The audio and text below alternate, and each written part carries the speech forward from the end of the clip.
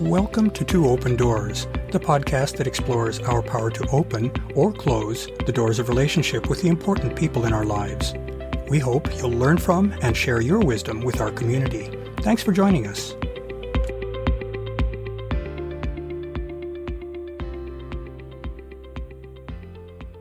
As the Barbara Streisand song People Who Need People suggests, those of us who need people in our lives are the luckiest people in the world. We humans are built for community. We thrive in the presence of others and can wither if we're isolated. In this episode, we'll explore 4 broad areas in which we benefit from the company of others. They provide companionship, they help validate us, they contribute to our growth, and they let us engage in rich social interactions by providing us with feedback. Let's start by thinking about what is probably the most obvious benefit of having the company of others. They provide us with companionship. That might sound like something that's nice to have but not essential, but in fact, experiments have shown that interacting with and receiving support from others can be life-altering. As Harry Harlow discovered in his 1950s experiments on the attachment patterns of monkeys, depriving young monkeys of the soothing and nurturing influence of their mothers had damaging effects that could persist throughout a lifetime. We may not be monkeys, but human attachment studies have borne out the crucial importance of security and acceptance in childhood. People can interact with one another in uniquely varied and nuanced ways. Our complex minds and emotions create a veritable kaleidoscope of experiences which both challenge and support us in our daily lives. We frequently read about the tsunami of loneliness that's currently sweeping many societies. It seems that our focus on transactional relationships, consumerism, and focus on individualism at the expense of community have all conspired to create a trifecta of damaging social forces that are isolating us from one another. Companionship, in the form of family, friends, and lovers, is an antidote to this threat.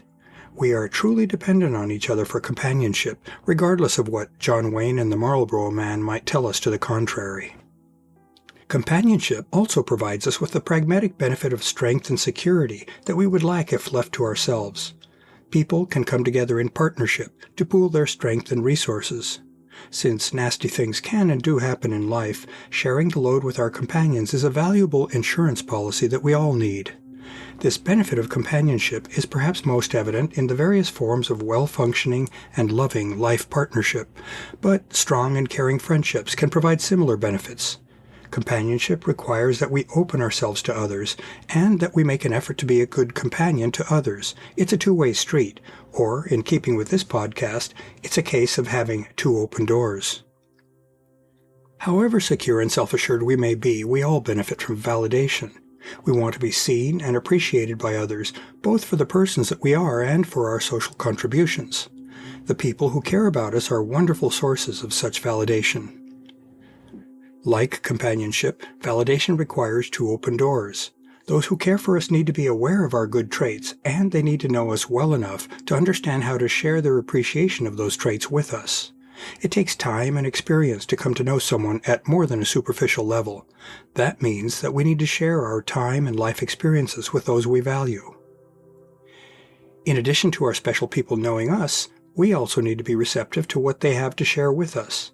That's what opens the second door.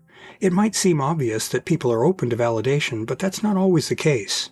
As an example, speaking in personal terms, I still sometimes find it difficult to gracefully and gratefully accept praise and recognition from others. My upbringing has been such that giving to others comes easily. That was positioned as a virtue. However, accepting from others was positioned as selfish and self-aggrandizing, and thus to be avoided. It has taken me some time and reflection to recognize that we're all interdependent, and that each strand of that web of interdependence has 2 ends. Equally importantly, I have had to learn that taking proper care of ourselves requires that we accept the help of others, and that if we fail in that acceptance, we're likely to run out of the will and energy to be there for others. That was a sobering but liberating realization for me. For those of us who are in ongoing, committed relationship with a partner, it's especially important for us to validate that partner and to open ourselves to their validation. Partnership is a particularly deep and intimate form of connection. Being there for each other by validating one another is one of the more important ways in which partners can make life lighter and fuller for each other. Helping one another grow is a third way in which family, friends, and lovers can help one another. Personal growth requires that we find and then willingly expand our current boundaries. We can do that in a variety of ways. The people in our lives can help us understand our current perspectives, attitudes, and beliefs. They can do this by sharing their own perspectives, which might differ significantly from our own. Discerning those differences then presents us with the opportunity to either reinforce or alter our own positions and perspectives. In a way, such opportunities for choice serve to either validate or choose to modify where we currently stand and what we currently believe.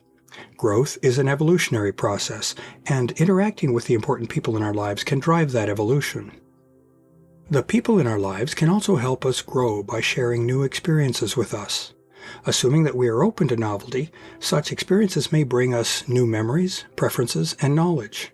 As another personal example, I remain a tentative dancer, though my wife Penny loves to dance and would like me to accompany her in that. Because I care about her and want to bring her joy, I have taken a number of dance lessons, as a result of which I have improved and am now far more able to enjoy those experiences. I have grown as a result. Those who are in ongoing, committed relationships are in an excellent position to learn from each other. We all react in unique ways to our experiences. Those reactions reflect our personal history as well as our personality. Close partners can observe each other's reactions and then compare notes through honest and non-judging communication to better understand one another. Intimate sharing of life experiences can be a crucible through which partners come to know both themselves and their partners more deeply. In learning from and through each other, both partners can grow. There's yet another way in which the people in our lives can benefit us and we them. We can provide feedback for one another.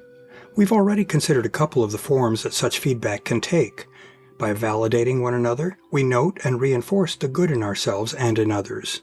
The validation feedback can also focus us on areas in which we can perhaps do better, and all of us can find ways to improve.